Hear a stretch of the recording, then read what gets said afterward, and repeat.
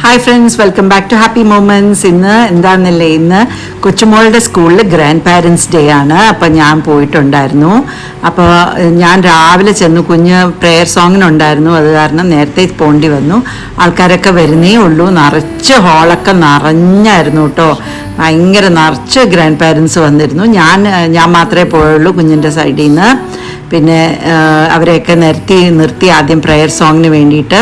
അപ്പോഴത്തേക്കും father, principal എല്ലാവരും എത്തിയിരുന്നു. ഇനി പ്രെയർ സോങ് തുടങ്ങി.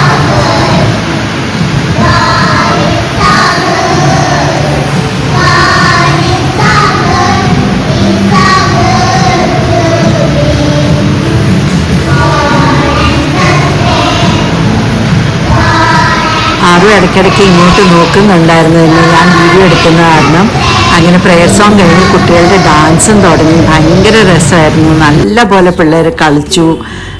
പിന്നെ അത് കഴിഞ്ഞ് ടീച്ചേഴ്സിൻ്റെ ഡാൻസ് ഉണ്ടായിരുന്നു. അതും ഭയങ്കര രസമായിരുന്നു. അവരെല്ലാവരും പാർട്ടിസിപ്പേറ്റ് ചെയ്തു. ടീച്ചേഴ്സ്, ഇത് കുട്ടികളുടെ ഡാൻസാണ് കേട്ടോ.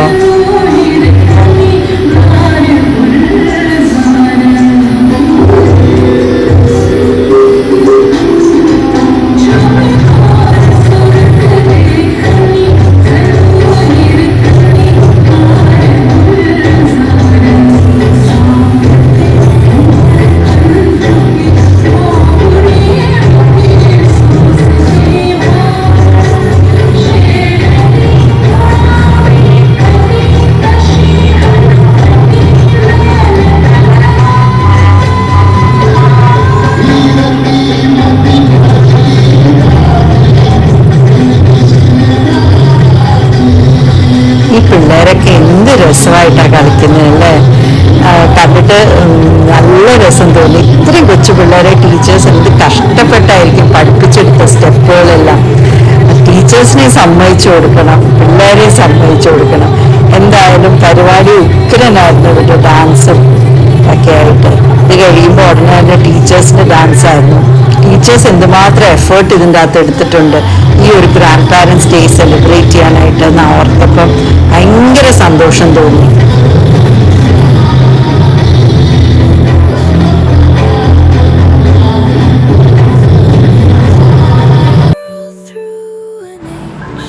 അങ്ങനെ അത് കഴിഞ്ഞിട്ട് ഞങ്ങളുടെ ഡയറക്ടർ ഫാദറിൻ്റെ പ്രസംഗം ഉണ്ടായിരുന്നു.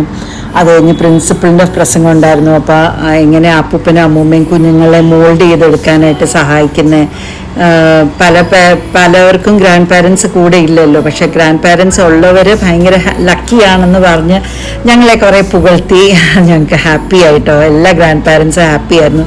ശരിക്കും ഞങ്ങൾ കുറേ എഫേർട്ട് പുട്ടും ചെയ്യുന്നുണ്ടല്ലോ കുട്ടികളെ മോൾഡ് ചെയ്തെടുക്കാൻ, അവർക്ക് നല്ല വാല്യൂസ് പറഞ്ഞു കൊടുക്കാൻ.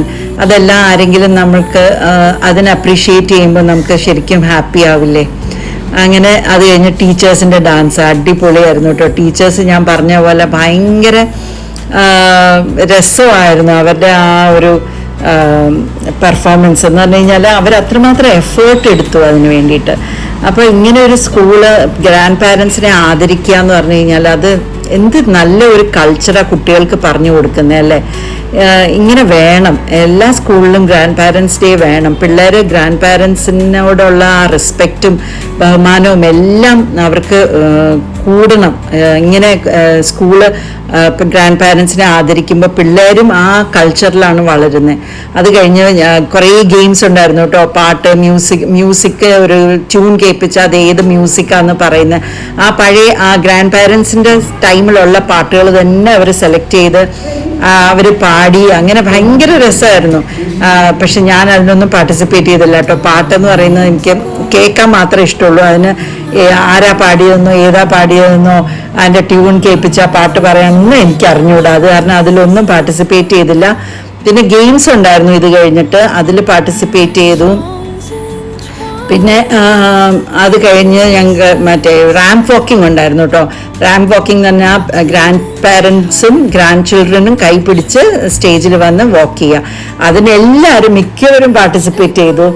പിന്നെ ഫസ്റ്റ് പ്രൈസ് കിട്ടിയതെന്നൊക്കെ പറഞ്ഞു കഴിഞ്ഞാൽ അവർ നോക്കിയിട്ടാണ്. എന്ന് പറഞ്ഞു കഴിഞ്ഞാൽ എത്ര ഗ്രാൻഡ് പാരൻസ് വന്നു, അവരതിനെയൊക്കെ ഒരുപാട് വാല്യൂ കൊടുത്തു. ഇപ്പോൾ ഒരു കുട്ടിക്ക് രണ്ട് സൈഡിൽ നിന്നും ഗ്രാൻഡ് പാരൻസ് കാണുമല്ലോ, അമ്മയുടെ സൈഡിൽ നിന്നും അച്ഛൻ്റെ സൈഡിൽ നിന്നും. അപ്പോൾ അവരൊക്കെ വന്നു, എത്ര പേരുടെ രണ്ട് സൈഡിൽ നിന്നും വന്നു എന്നൊക്കെ ഉള്ളത് പറഞ്ഞ് അങ്ങനെയുള്ളവർക്കൊക്കെ പ്രൈസ് കൊടുക്കുക, അതൊക്കെ ഭയങ്കര രസമായിരുന്നു.